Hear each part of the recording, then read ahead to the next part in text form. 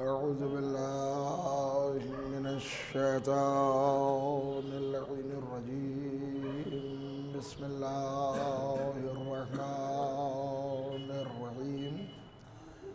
الحمد لله رب العالمين، والصلاة والسلام على أشرف الأنبياء والمرسلين وخاتم النبيين وطه وياسين ومولانا ومولى الثقلين إمام الحرمين صاحب كعبة قوسين جد الحسن والحسين أبي القاسم محمد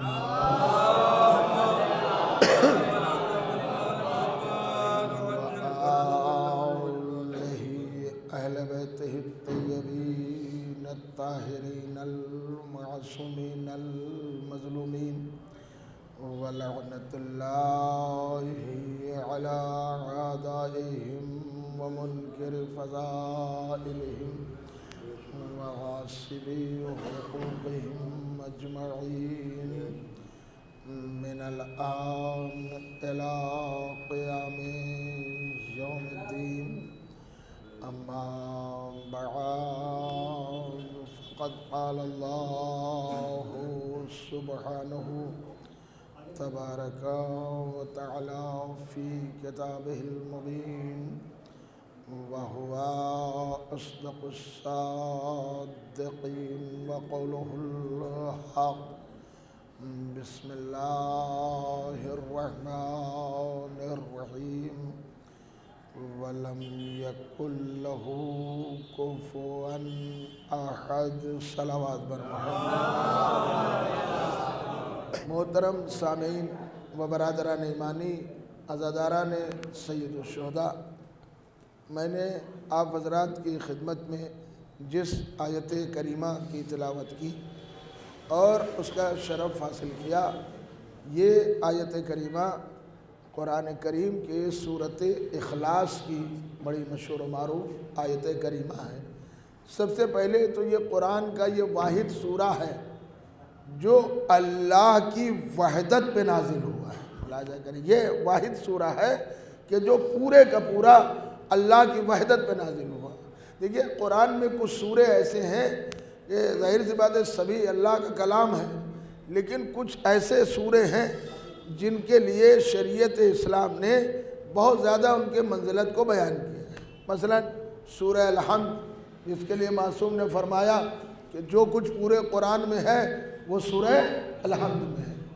پیغمبر کی حدیث کہ قرآن کا سورہ اخلاص، جسے آپ قل هو اللہ احد کہتے ہیں، اگر کسی نے ایک بار پڑھا تو گویا 1/3 حصہ قرآن کا ختم کر دیا، اور اگر کسی نے 2 بار دیکھیے، پیغمبر اسلام کی مشہور و معروف حدیث ہے کہ اب آپ متوجہ ہو کر سنیں تو میں آپ کی خدمت میں جملہ عرض کرنے جا رہا ہوں۔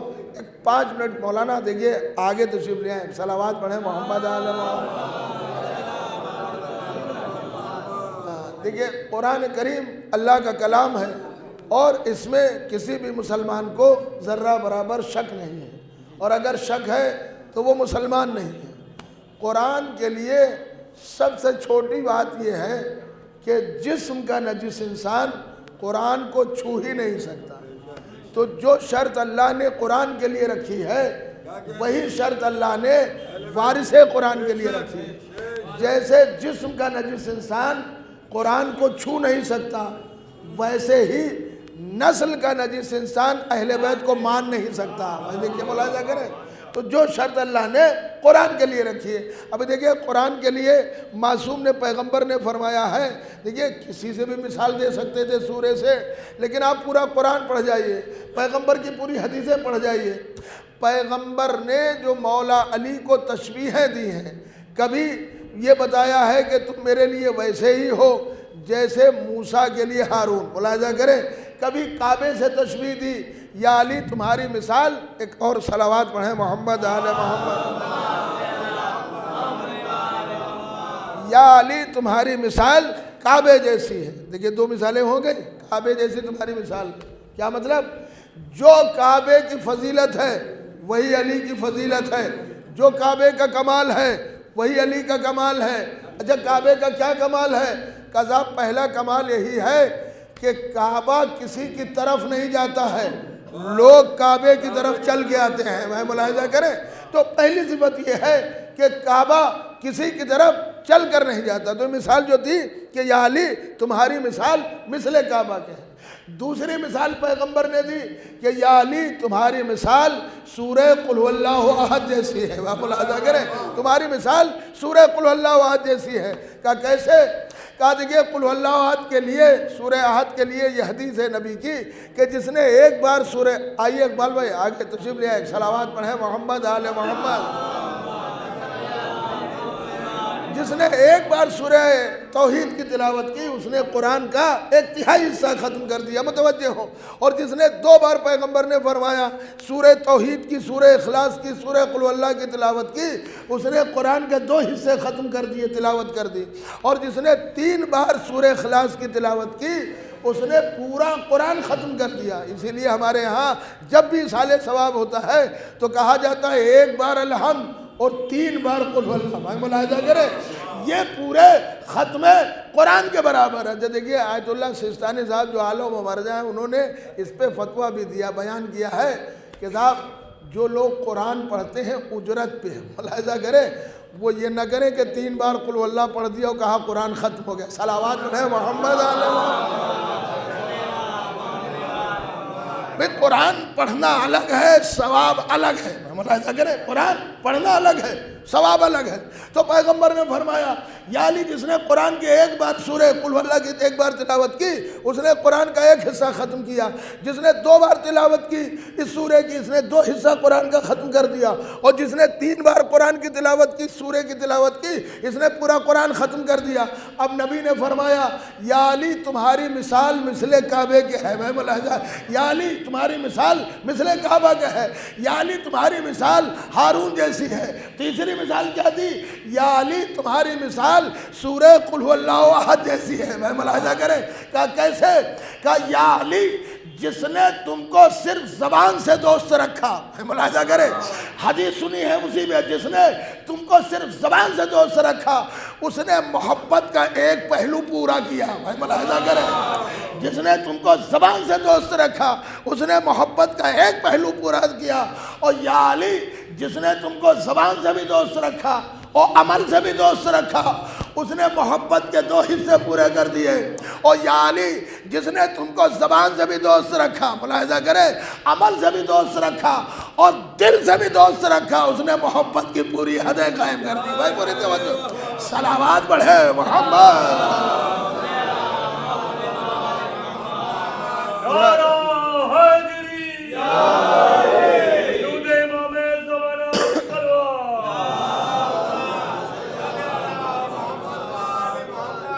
دیکھیں قرآن کے سورے میں مجھے موقع نہیں ورنہ دیکھیں مولانا بھی تشریف فرما ہے. اصل میں عربی زبان وہی ہے کہ جس میں ایک ایک لفظ کے 70 معنی ہوتے ہیں. دیکھیے عربی میں واحد کے معنی بھی ایک ہے اور احد کے معنی بھی ایک ہے. اللہ نے کہا قل هو اللہ احد، واحد نہیں کہا، جبکہ واحد کے معنی بھی ایک ہے اور احد کے معنی بھی ایک ہے. اب اس کو میں اردو میں کیسے آپ تک پہنچاؤں جملے؟ جب واحد کے معنی بھی ایک ہے اور احد کے معنی بھی ایک ہے تو قل هو اللہ واحد نہیں ہے، قل هو اللہ احد ہے. کیوں؟ واحد اس ایک گنتی کو کہتے ہیں جس کا 50 ہو سکتا ہے. میں کہا عرض کر رہا ہوں اپنی خدمت میں، مثلا 1 روپیہ ہے وہ 1 ہی روپیہ تو کہا جائے گا لیکن اس کے 50 پیسے کیے جا سکتے وہ بھی 1 روپیہ ہے. ملاحظہ کریں تو واحد عربی میں وہ گنتی ہے جس کا آدھا ہو سکتا ہے، حصے ہو سکتے ہیں. احد اس ایک کو کہا جاتا ہے جس کا ایک حصہ نہ ہو. بھائی ملاحظہ کریں حصے نہ ہو سکے. اسی لیے جہاں واحد آیا ہے وہاں لا شریک آیا ہے. بھائی ملاحظہ کریں تو اللہ نے قرآن میں کہا قل هو اللہ احد، کہہ دو اللہ ایک ہے، اللہ یکتا ہے، اللہ الصمد، اللہ بے نیاز ہے، لم یلد ولم یولد، نہ اس کا کوئی باپ ہے نہ وہ کسی کا بیٹا ہے، نہ اس نے کسی کو جنا ہے نہ اس کو کسی نے جنا ہے۔ اچھا ٹھیک ہے، اب یہاں سے بات شروع ہو رہی، تمہید ختم ہے۔ وَلَمْ يَكُنْ لَهُ كُفُوًا أَحَدٌ، اور اللہ کی ایک پہچان یہ ہے کہ اللہ کا کوئی کفو نہیں ہے، اللہ کا کوئی کفو نہیں۔ اب کفو کا ترجمہ کر دوں، اللہ کا کوئی میچ نہیں، اللہ کا کوئی جیسا نہیں، اللہ کا کوئی دوسرا نہیں۔ تو اللہ کی شان کیا ہے؟ اللہ کا کوئی کفو نہیں ہے۔ اب دیکھیے، اب مجلس شروع ہو رہی ہے۔ اللہ کی پہچان کیا ہے؟ وَلَمْ يَكُنْ لَهُ كُفُوًا أَحَدٌ، وہ ایسا ایک ہے جس کا کوئی کفو نہیں ہے۔ اب پیغمبر کی حدیث اٹھا کر دیکھیے، شہید دست غیب شیرازی نے اپنی کتاب زندگانی فاطمہ زہرا صلوات اللہ علیہ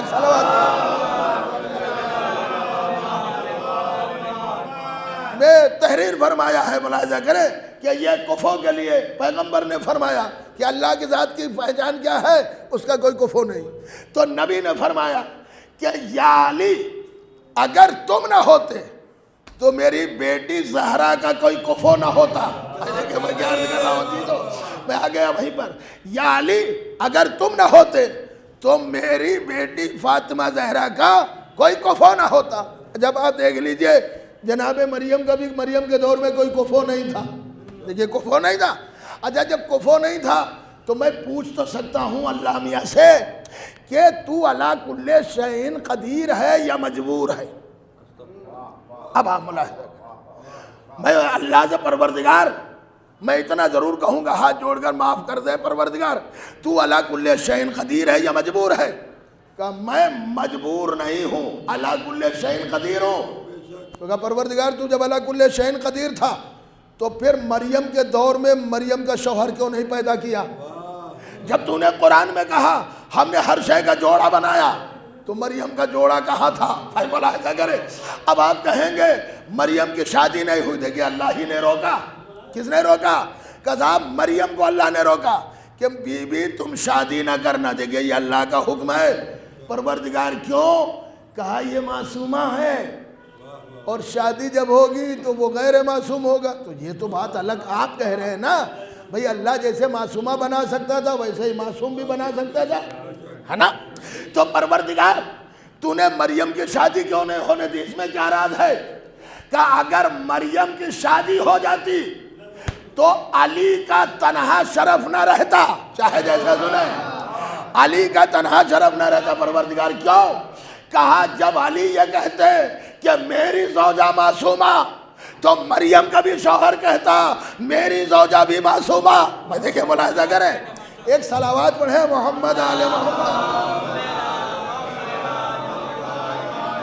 اگر مولا علی یہ دعویٰ کریں گے کہ میری زوجہ معصومہ تو پھر مریم کا بھی تو شوہر کہے گا میری زوجہ معصومہ۔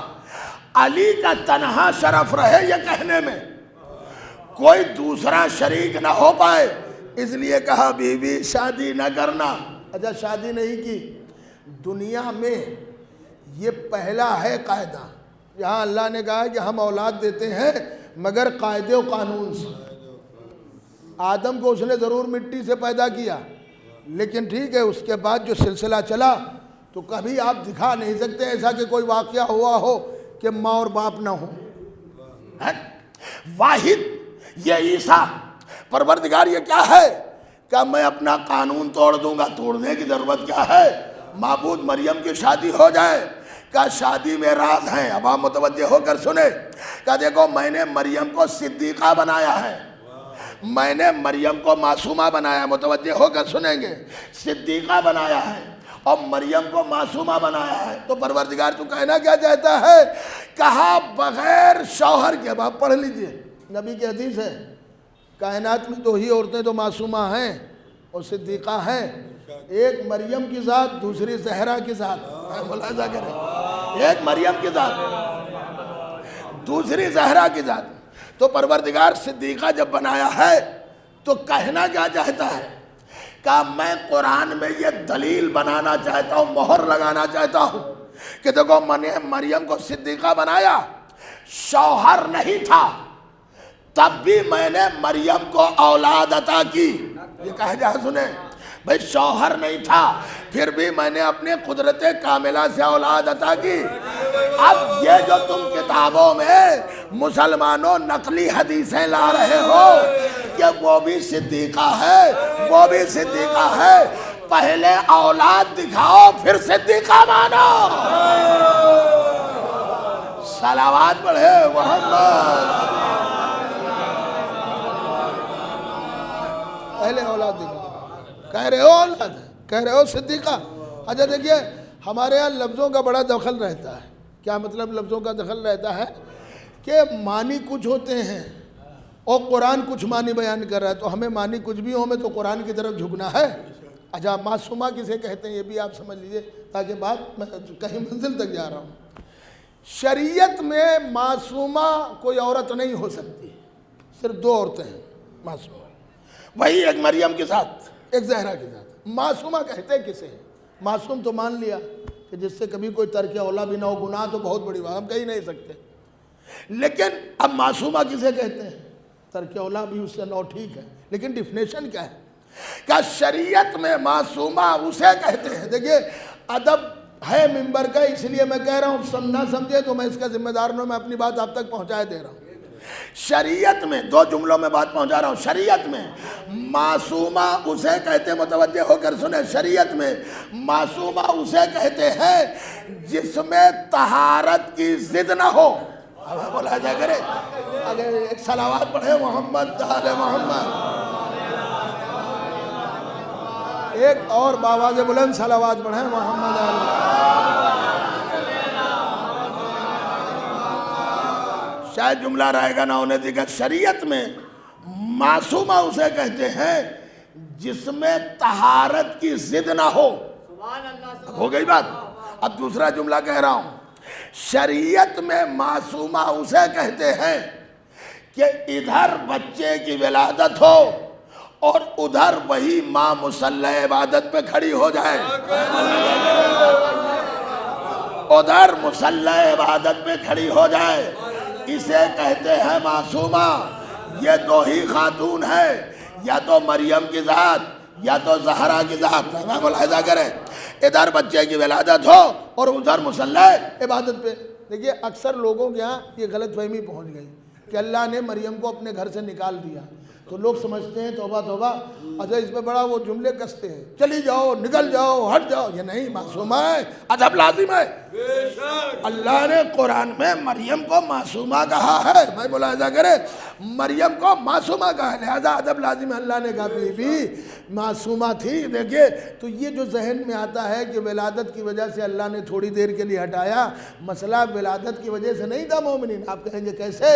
دیکھیے جب ماں معصومہ ہے، طہارت کی ضد نہیں ہے، اور پیدا ہونے والا بچہ مسیح ہے، معصوم ہے، مردوں کو زندہ کرنے والا، تو اگر مریم کے ہاں عیسیٰ بیت المقدس میں اللہ کے گھر میں پیدا ہو جاتے تو کوئی مسئلہ طہارت و نجاست کا نہیں تھا، مسئلہ طہارت و نجاست کا نہیں تھا۔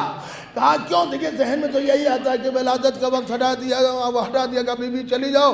اللہ نے کہا بی بی تھوڑی دیر کے لیے چلی جاؤ تاکہ عیسیٰ کی ولادت ایک کھجور کے درخت کے نیچے ہو جائے اور اس کے بعد یہاں لے کر آ جانا۔ اللہ یہ تو کیوں کر رہا ہے؟ کہا دو راز ہے پروردگار۔ دو راز کیا ہے؟ کہا اگر آج عیسیٰ میرے گھر میں پیدا ہو گئے تو وحدت مجروح ہو جائے گی۔ اگر عیسیٰ میرے گھر میں پیدا ہو گئے تو وحدت مجروح ہو جائے گی۔ پروردگار یہ کیسے؟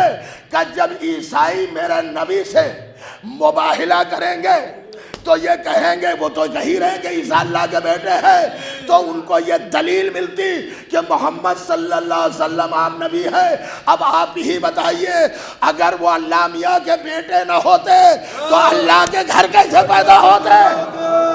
ٹھیک ہے نا؟ اگر وہ اللہ کے بیٹے نہ ہوتے تو اللہ کے گھر کیسے پیدا ہوتے؟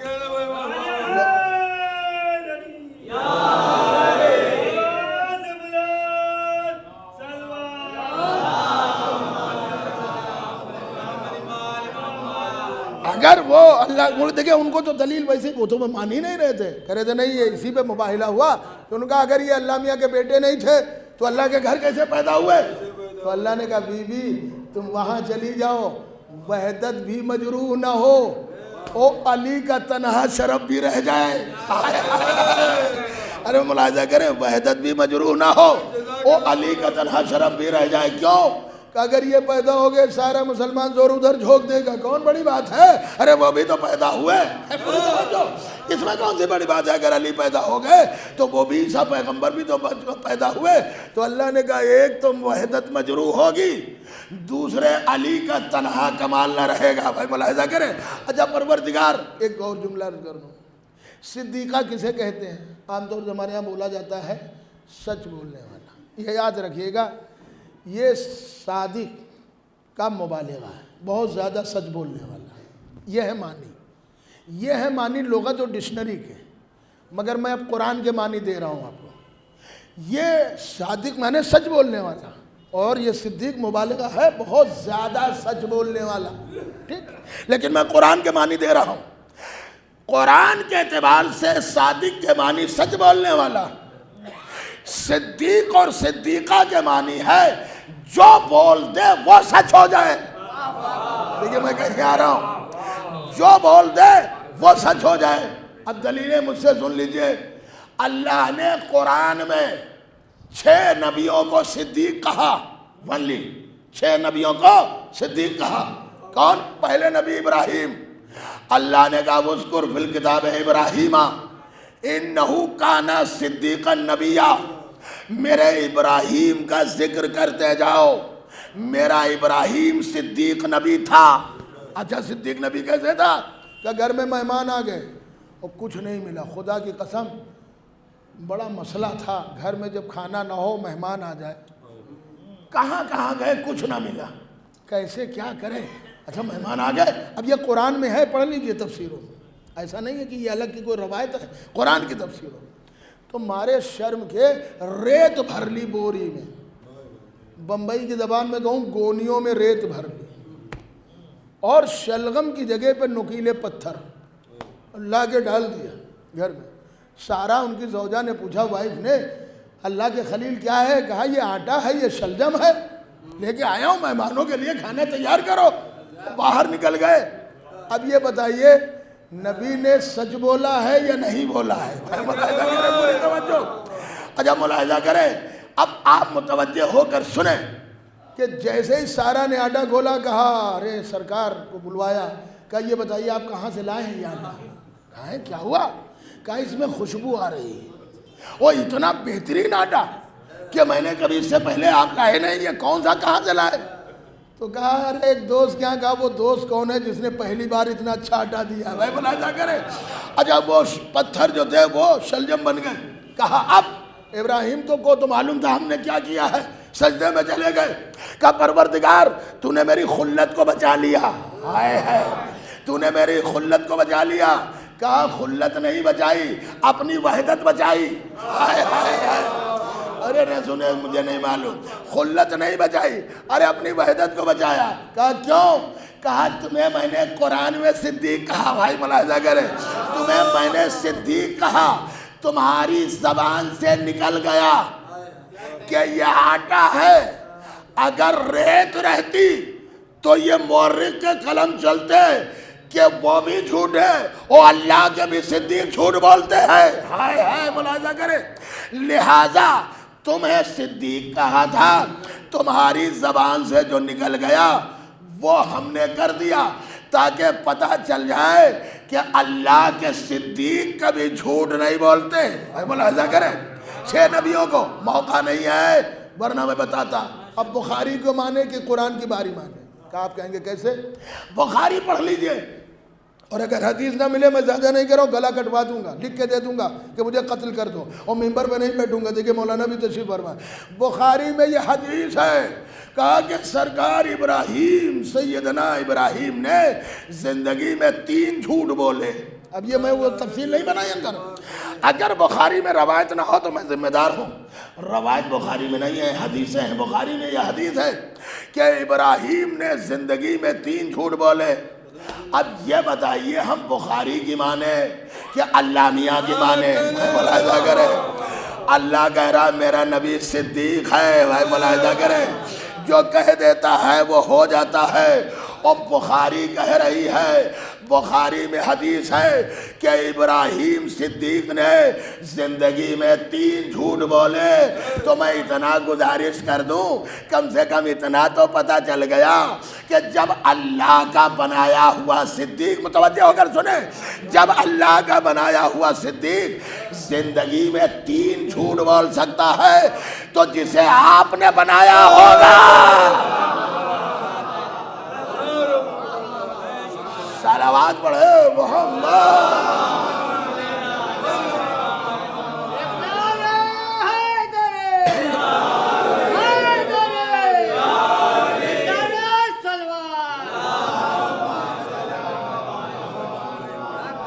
یہ میں آہستہ آہستہ اپنے سفر کو آگے اور بڑھا رہا ہوں، تو صدیق کے معنی کیا ہے؟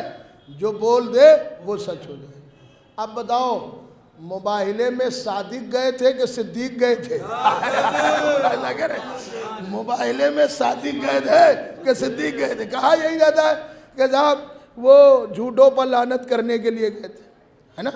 جھوٹوں پہ لعنت کرنا تھا تو لعنت تو ادھر سے چل چکی تھی۔ جناب یونس پیغمبر کا واقعہ سنا قرآن میں ہے کہ ان کے عذاب آ گیا تھا، اور اب جب آسمان سے چل گیا عذاب تو اب واپس نہیں آئے گا، اور ادھر انہوں نے بڑی خطائیں کی معافی مانگی یونس پیغمبر کے دور میں۔ مختصر 2 جملوں میں عرض کر رہا ہوں، کہا کہ نبی تو چلے گئے مگر ہم غائبانہ ایمان لے، آنکھوں میں آنسو تھے اور دعا تھی، یعنی سجدے میں سر رکھے ہوئے تھے اور دعا مانگ رہے تھے۔ یہ اللہ نے وعدہ کیا ہے 2 چیزوں میں بڑی معافی ہو جاتی ہے، دعا کے لیے ہاتھ اٹھاؤ تو اللہ معاف کر دیتا ہے، سجدے میں سر جھکاؤ تو اللہ معاف کر دیتا ہے۔ اب آپ ملاحظہ کریں، اللہ نے معاف کر دیا تو جبریل نے کہا پروردگار یہ جو عذاب بچا ہے یہ ہم کہاں لے جائیں؟ پھر وہیں آسمان میں؟ کہا نہیں، عذاب اب آسمان میں تو واپس نہیں جائے گا، اب یہ عذاب لے جاؤ تو کہاں ڈالیں؟ اب کون سے بھائی، انہوں نے تو توبہ کر لی، تو اللہ نے کہا اسے پہاڑوں پہ ڈال دو۔ کہا کیوں؟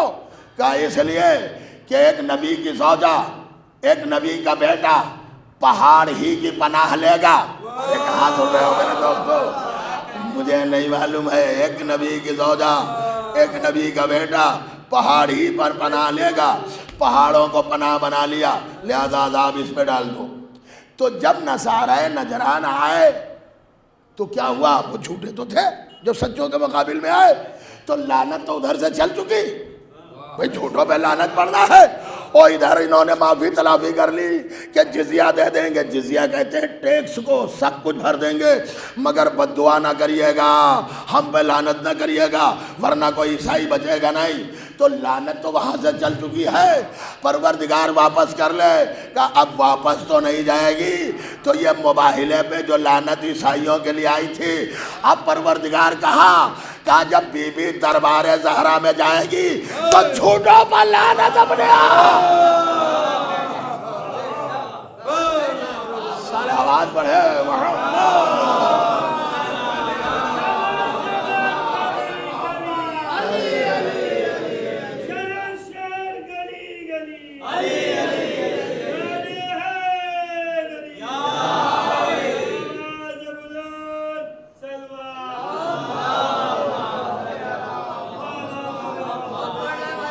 یہ جو لعنت چلی ہے یہ جائے گی تو کہیں بھائی، تو اللہ نے کہا یہ واپسی نہیں ہوگی، اسے وہیں روکے رکھو ملائکہ، جب بی بی دربار میں جائے اور جسے جھٹلائے اسی پہ برسا دو۔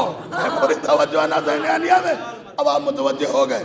تو دیکھیے میں ایک فدق کو، کیونکہ یہی مجھے موضوع دیا تھا بانی مجلس نے، اور دیکھیے یہ وہ خمسہ ہے جہاں تک مجھے یاد ہے کہ ایک زمانے تک یہ امین آباد لاٹوس روڈ میں پیپل والی مسجد تھے، اس وقت میرے خیال میں کافی عرصہ ہو گیا اور میں پڑھتا رہتا تھا، ایک مجلس میں بھی پڑھتا تھا۔ اس کے بعد مجھے لگا ہی نہیں کہ وہ بانی مجلس کہاں چلے گئے اور میں کہاں چلا گیا، لیکن بہرحال پھر انسان، بھولا ہوا انسان کہیں نہ کہیں سے اپنے گھر واپس ضرور آتا ہے۔ تو یہ بڑا قدیمی اجرا ہے، خمسہ ہے، یہ نہ سمجھیے گا کہ یہ جدید خمسہ ہے۔ بس عزیزو یہ یاد رکھیے، کسی کو کوئی شوق ہوتا ہے، کسی کو کوئی شوق ہوتا ہے، ہمیں ذکر حسین کا شوق ہے، ہمیں ذکر حسین کا شوق ہے، ورنہ یہ 11:30 بجے کسی حکیم نے نہیں بتایا ہے۔ ہمیں ذکر حسین کا شوق ہے، اس کی دلیل میں دے رہا ہوں۔ دیکھیے چونکہ مجھے یہی موضوع ملا تھا، لیکن وہ موضوع ہی کیا ہے جو مختصر سے وقت میں کامل نہ ہو جائے، کیونکہ ہم ان کو مانتے ہیں کہ وہ چاہے تو قرآن کو ایک نقطے میں سما دے. وہ چاہے تو قرآن کو ایک نقطے میں. اب زاویہ ملاحظہ کریں تو دربار میں کون گئی ہے؟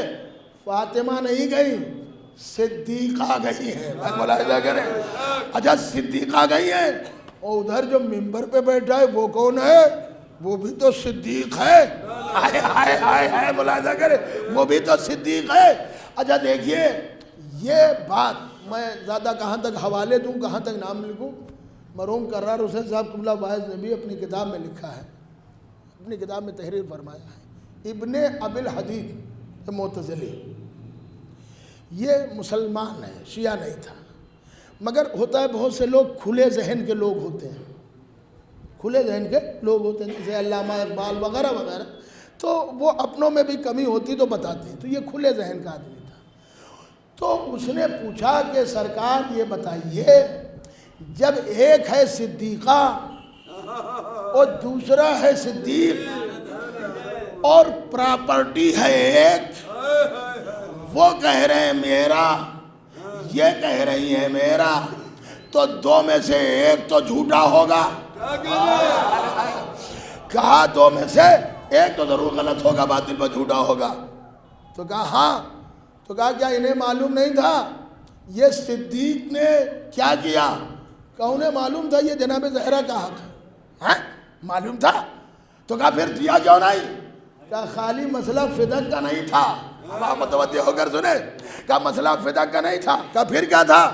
کہا اگر آج زہرا کو صدیقہ مان کر فدق دے دیتے تو پھر فاطمہ دوبارہ دعویٰ وہی پکڑتی کہ خلافت میرے شوہر کا حق ہے.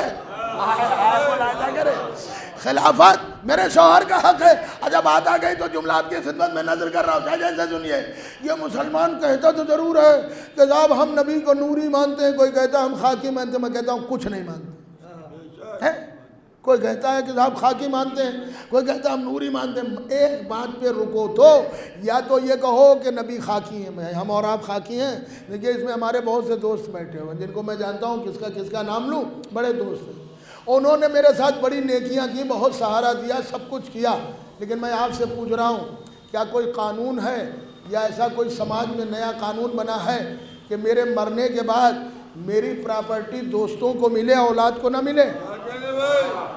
دیکھیے محبت اپنی جگہ، محبت اپنی جگہ، وراثت اپنی جگہ. ملاحظہ کریں، محبت اپنی جگہ، وراثت اپنی جگہ.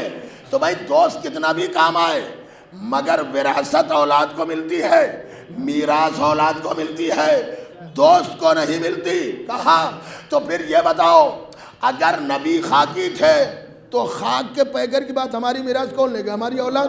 کیوں؟ ہم خاکی ہیں. تو بھائی مسلمانوں کہتے ہو ہم نبی کو نوری مانتے ہیں، ہم نبی کو خاکی مانتے ہیں، مگر خاک تم نبی کو کچھ نہیں مانتے. میں کیا عرض کر رہا ہوں؟ خاک ہو تمہارے منہ میں، نبی کو کچھ نہیں مانتے. کہا کیوں؟ تو میں نے کہا سنو، اگر نبی کو نوری مانتے ہو یا نبی کو خاکی مانتے ہو، دو میں سے ایک تو مانو گے. تو اگر نبی کو خاکی مانتے ہو تو فدق فاطمہ کو دے دو. اگر نبی کو خاکی مانتے ہو تو فدق فاطمہ کو دے دو، اور اگر نبی کو نوری مانتے ہو تو خلافت علی کو دے دو.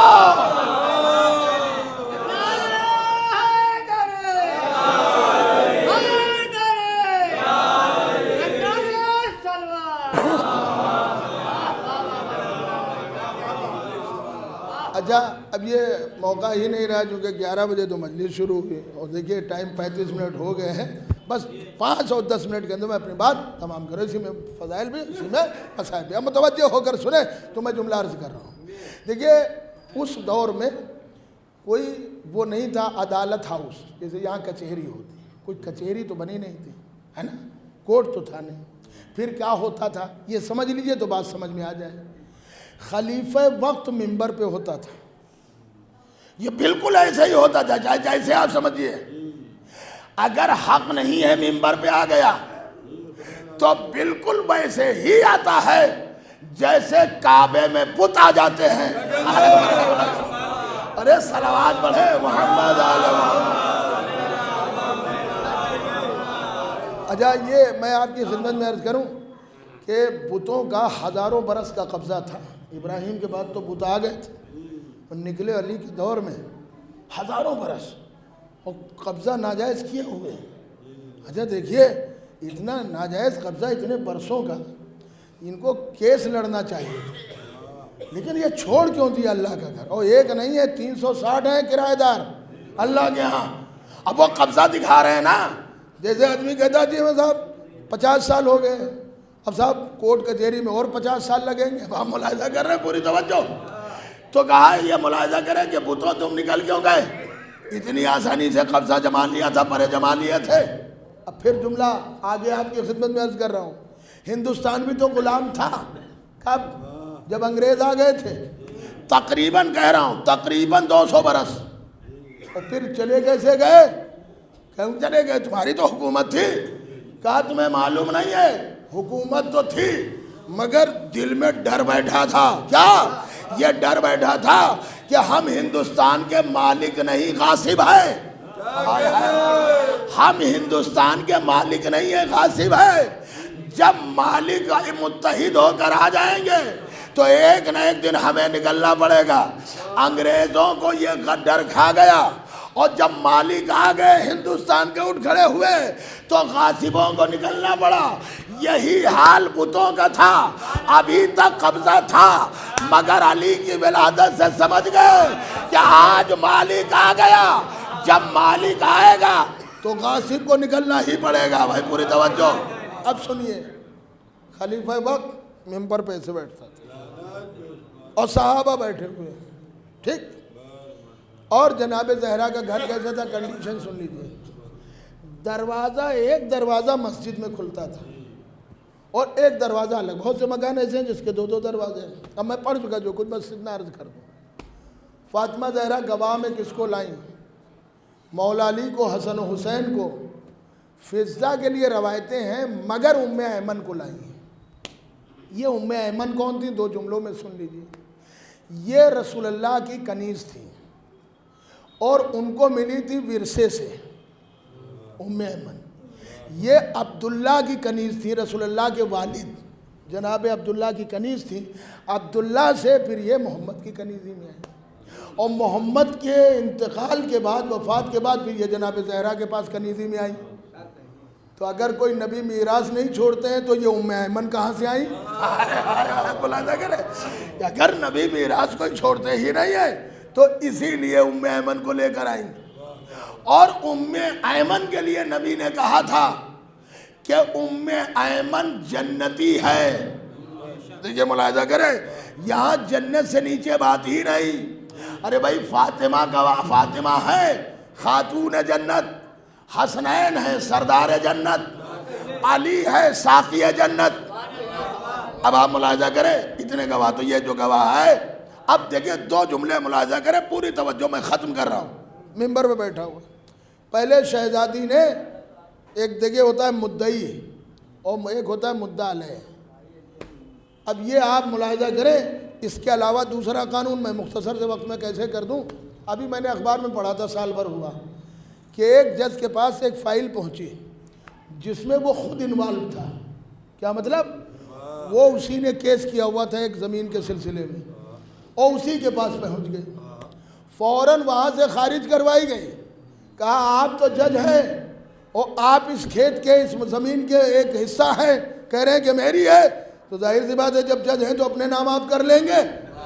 جب آپ جج ہیں تو اپنا فیصلہ خود نہیں کریں گے، کوئی تیسرا کرے گا. بھائی ملاحظہ کریں. تو پہلی دھاندلی تو یہی ہوئی. جب وہ خود ایک فریق تھا تو اسے فیصلہ کرنے کا حق کیا تھا؟ بھائی ملاحظہ کریں، پوری توجہ ہے نا. جب خود ایک فریق تھا تو اسے فیصلہ کرنے کا حق تھا. کیا تھا؟ یہ دیکھیے کہا دیکھ لو یہ پہلی دھاندلی. اچھا جناب زہرا آئیں تو پہلے کیس کیا میراث کا.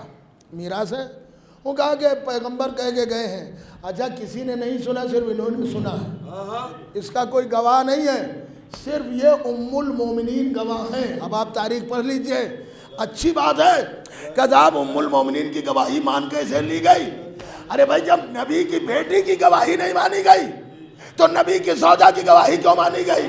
دیکھیے ملاحظہ کریں، تو کہا کہ یہ میراث والا مسئلہ، وہ کہا نہیں بناتے ہیں، وہ کہا چھوڑ کے جاتے ہیں وہ صدقہ، وہ ہٹا دیا۔ اب دیکھیے یہ ایک چیز ہو گئی، ایک نہیں تھا مسئلہ۔ اب اس میں دوسری چیز تھی ہبہ نامہ، اس پہ سن لیجئے زحمت تمام کا، کہ کہا کہ میراث تو آپ کی بنتی نہیں ہے، کیونکہ گواہ بھی جو آپ لائیں تو حسن حسین بچے ہیں، اور ام ایمن ایک عورت ہیں، اور علی ہے، تو ظاہر سی بات ہے ایک گواہی ہے، مانے گے نہیں۔ جناب زہرا اگر چاہتی تو سلمان کو بھی لا کے حاضر کرتی، مقداد و عمار یہ سب گواہی دیتے، فضہ آ جاتی، مگر لینا نہیں تھا، اوقات کو دکھانا تھا، لینا نہیں تھا، اوقات کو دکھانا تھا، اس لیے ان کے فدق نہیں ہے۔ پھر آپ تاریخ میں پڑھیے، فاطمہ زہرا کے اور بھی باغات تھے، یہ عرب کے رئیس تھے، بھائی پوری توجہ ہے نا، لینا نہیں تھا بھائی، اوقات تک اسے پہنچانا تھا۔ وہ کہا ہم نہیں مانیں گے، چاہتی تو سلمان گواہی دیتے کہ نہیں، اب اظہر گواہی دیتے، لیجئے 2 گواہیاں ہو گئے، عورت والا مسئلہ ہی نہیں رہتا، فضہ بھی آ جاتی۔ مگر یہ کیس یہیں پہ ختم کر دیا جناب زہرا نے۔ بی بی یہ کیا ہوا؟ کہا تمہیں معلوم نہیں ہے، خالی ہماری زمین میراث نہیں ہے، آسمان پہ جنت بھی ہماری میراث ہے۔ اور اسی لیے کسی شاعر نے بھی کہا کہ کتنی مستحکم عمارت ہے غم شبیر کی، کتنی مستحکم عمارت ہے غم شبیر کی، اس کی بنیادوں میں صبر زینب دلگیر ہے۔ اور حضرت زینب کا دعویٰ شام کے بازار میں کتنا تم لوٹو گے، جنت تک میری جاگیر ہے۔ یہ ان کی جاگیر یہاں تک نہیں ہے، یہاں سے وہاں ہے، لہذا ان کو ضرورت نہیں تھی، اوقات بتانا تھی۔ اب موقع نہیں، بس 2 جملے آپ ملاحظہ کریں۔ جب یہ میراث والا مسئلہ حل نہیں ہوا تو کہا یہ میرے بابا ہبہ نامہ مجھے لکھ کے دے گے۔ اب دیکھیے ہبہ نامہ کیا ہوتا ہے، امام حسین نے بھی کربلا میں زمین خریدی تھی، پھر ہبہ کر دی، دیکھیے شرطیں ہوتی ہیں۔ تو یہ ہبہ نامہ، دیکھیے میراث والی بات ختم ہو گئی نا، اب ہبہ نامہ سنیے، جاگیر فدق کتاب ہے، اسے آپ دیکھ لیجئے، اس میں یہ موجود ہے خط۔ فاطمہ زہرا نے فرمایا میرے بابا مجھے نام ہبہ کر کے گئے ہیں، کیا لکھا ہے؟ خلیفہ وقت کو دیا، کہا لیجئے آپ پڑھ لیجئے۔ اب یہ پرچہ، یہی پرچہ ہے، دیکھیے یہی ہے۔ اب اس نے پڑھا تو فدق اس میں لکھا تھا کہ یہ میں باغ فدق اللہ کے حکم سے، خدیجہ کے احسان سے، کیا سن رہے ہیں میرے دوستو، اللہ کے حکم سے، خدیجہ کے احسان سے اپنی بیٹی فاطمہ زہرا کو ہبہ کر رہا ہوں۔ اور اس کے نیچے نبی کی سائن تھی، تو جو منبر پہ آیا تھا خلیفہ، اس نے پڑھا اور اس نے ایک صحابی کو پڑھا دیا، انہوں نے پڑھا، انہوں نے دوسرے صحابی کو۔ اچھا بول کوئی نہیں رہے، سب ایک دوسرے کا متوجہ ہو جائے، میں بات ختم کر رہا ہوں، بول کوئی نہیں رہے، سب ایک دوسرے کی طرف وہی جناب فاطمہ زہرا کا ہبہ نامہ بڑھاتے جا رہے ہیں، اور سب دیکھ رہے ہیں، وہ آگے بڑھاتے جا رہے ہیں۔ میں کہوں گا بی بی یہ کیا ہے، یہ پڑھ نہیں رہے ہیں؟ کہا نہیں، یہ پڑھ پڑھ کے منہ پہ تماچے مارا رہے ہیں، ملاحظہ کریں، پڑھ پڑھ کے منہ پہ تماچے لگا رہے ہیں۔ کہا بی بی یہ کیوں؟ کہا پہلا تماچا تو یہ تھا کہ کل انہوں نے ہی سب نے کہا تھا کہ نبی نہ لکھنا جانتے ہیں اور نبی نہ پڑھنا۔ صلوات پڑھے محمد۔ ان تو کہہ رہے تھے نبی لکھنا ہی پڑھنا نہیں جانتے ہیں، امی ہے، تو یہ ہبہ نامہ کہاں سے آیا؟ دیکھو نبی کی سائن تم تو پہچانتے ہو، اس کا مطلب خالی فدق کا مسئلہ نہیں تھا، نبوت کی صداقت بھی تھی۔ بھائی پوری توجہ نہ ذہن عالیہ میں، بس میں نے آپ کی خدمت میں عرض کر دیا، بس اتنا آخری جملہ اور اسی پہ مسئلہ۔ بس عزیزو، اللہ نے 3 چیزیں بنائی ہیں، ملک، انسان، جانور۔ ملک، انسان، جانور۔ ملک، انسان، جانور، سب سے اوپر ملک، بیچ میں انسان، نیچے جانور۔ ملک کو اللہ نے عقل دی ہے مگر نفس نہیں دیا، خواہش نہیں دی۔ جانور کو اللہ نے خواہش دی ہے مگر عقل نہیں دی ہے۔ بھائی ملاحظہ کریں، انسان کو اللہ نے عقل بھی دی ہے اور خواہش بھی دی، چاہے آپ خواہش کہیں چاہے نفس۔ پھر سن لیجئے، ملک کو اللہ نے عقل دی ہے مگر نفس نہیں دیا، خواہش نہیں دی، اور جانور کو اللہ نے خواہش دی ہے، عقل نہیں دی۔ انسان کو اللہ نے عقل بھی دی اور خواہش بھی دی۔ اب اگر انسان اپنی عقل کو اوپر رکھے اور خواہش کو نیچے رکھے اور جو عقل بتاتی جائے اس پر یہ عمل کرتا جائے تو یہی انسان ملائکہ سے افضل. اور اگر یہ انسان اپنی عقل کو نیچے کر دے اور خواہش کو اوپر کر دے تو اب اس کے خواہش کے مطابق عقل کو چلاتا جائے تو یہی انسان جانور سے بدتر. جانور سے بدتر کیوں ہے کہ جانور میں ایک صفت ہے چونکہ اس کی عقل نہیں ہے. اور دیکھ لیجئے جانور کو گھر سے نکال دیجئے وہ ہریالی دیکھے گا, ہرا کھیت دیکھے گا, ہرا باغ دیکھے گا, ہریالی دیکھے گا اور اسے کھانے لگے گا. نہ حلال سے مطلب, نہ حرام سے مطلب, نہ جائز سے مطلب, نہ ناجائز سے مطلب. میں نے کہا یہ کیوں کہ صاحب یہ جانور ہے, اسے اللہ نے عقل نہیں دی, حلال و حرام کی اس میں تمیز نہیں ہے. یا جس کا کھیت پائے گا کھا جائے گا, جس کا باغ پائے گا کھا جائے گا. اب اگر کوئی انسان کے ہوتے ہوئے, عقل کے ہوتے ہوئے کسی کا مال کھا جائے, کسی کا باغ کھا جائے تو بحث یہ نہ کرنا کہ وہ بحث یہ نہ کرنا کہ وہ خلیفہ بھی تھے یا نہیں, بحث تو یہ کرنا کہ وہ انسان بھی تھے یا نہیں. صلوات پڑھے محمد.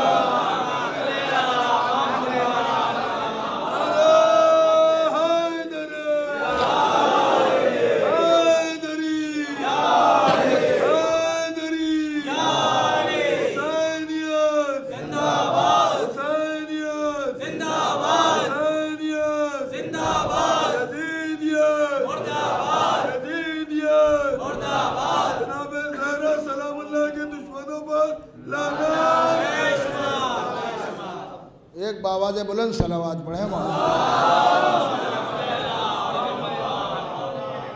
فدا کہ ان کا حق ہے اور قیامت تک حق رہے گا, اس کو کوئی انکار نہیں کر سکتا. مگر ظاہر سی بات ہے کہ یہ موضوع ہے, ایک مجلس میں یہ 10 منٹ میں واضح نہیں ہوتے, اس کے لوگ پورے خمسے پڑھتے. بس اس کو اتنا آپ سمجھ لیجئے کہ میں کہتا ہوں اولاد رسول کے لیے, خود آپ شہید ثالث کی کتاب دیکھ لیجئے, انہوں نے اپنی کتاب میں لکھا ہے کہ یہ جو پوری زمین ہے کل روئے زمین, شہید ثالث نے اپنی کتاب مجالس المومنین میں لکھا کہ کل روئے زمین اللہ نے مہر فاطمہ قرار دیا. کل روئے زمین اللہ نے مہر فاطمہ قرار دیا. اب جو دشمن علی ہے اس کا زمین پہ چلنا بھی حرام ہے. کل روئے زمین مہر فاطمہ, دشمن فاطمہ کا زمین پر چلنا بھی حرام ہے. اور وہ لکھتے ہیں کہ فاطمہ کو جہیز تھوڑا ملا تو اللہ نے کہا فاطمہ گھبراؤ نہیں, زمین تمہارے مہر میں اور یہ پانی بھی تمہارے مہر میں. اب جو دشمن فاطمہ ہے اس کا وضو کرنا بھی حرام ہے. عرض کر رہا ہوں بھائی پوری توجہ, اس لیے غصبی پانی سے نماز صحیح نہیں ہے. بس عزیزو میں نے ختم کیا, اگر ایسا نہ ہوتا تو زہرا یہ نہ کہتی بابا مجھ پر وہ مصائب پڑے کہ اگر دنوں پر پڑھتے تو مثل تاریک رات کے ہو جاتے. نبی کی بیٹی پر بڑے مصائب گزر گئے. آپ سوچئے پسلیاں شکستہ ہو گئی, اللہ اللہ, مگر فاطمہ جیسی صابرہ نے بتایا نہیں.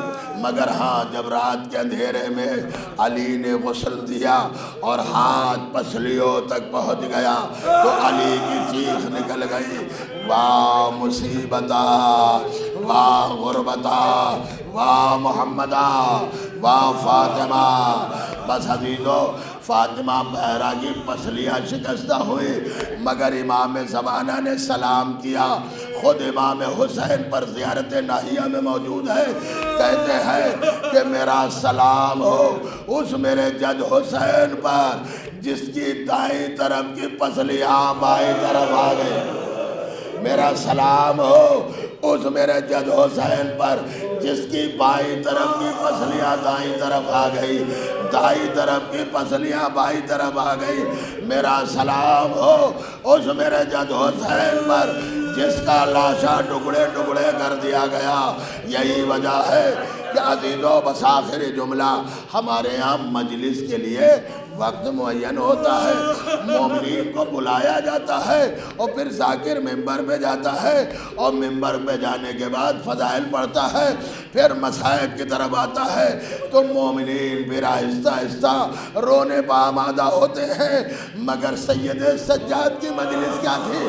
سجاد کی مجلس یہ تھی کہ جہاں مجمع دیکھ لیا بلند آواز سے چیخ لگاتے تھے، واہ حسینہ، ہائے میرا بابا، اور کہتے تھے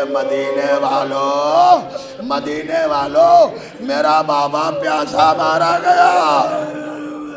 مجمع دیکھا، سید سجاد کی مجلس شروع ہو گئی، کھانا دیکھا، واہ حسینہ، لیجئے مجلس شروع ہو گئی، پانی دیکھا، مجلس شروع ہو گئی، ارے یہ تو کھانا اور پانی ہے، ارے دمبے کو دیکھ لیا، سجاد کی مجلس شروع ہو گئی، تو نے اسے کھانا کھلا لیا ہے، پانی پلا لیا ہے، کہا مولا جانور کو ذبح کرنے سے پہلے ہم اسے کھانا کھلا لیتے ہیں، پانی پلا لیتے ہیں اور قبلہ رخ لٹا لیتے ہیں، اور آپ کے جد نبی نے فرمایا ہے کہ جانور ہے مگر اذیت تو جانور کو بھی ہوتی ہے، لہذا مولا تیز چھری سے ذبح کرتا ہوں۔ نبی نے فرمایا جانور کو بھی تیز چھری سے ذبح کیا جائے تاکہ اذیت کم سے کم ہو۔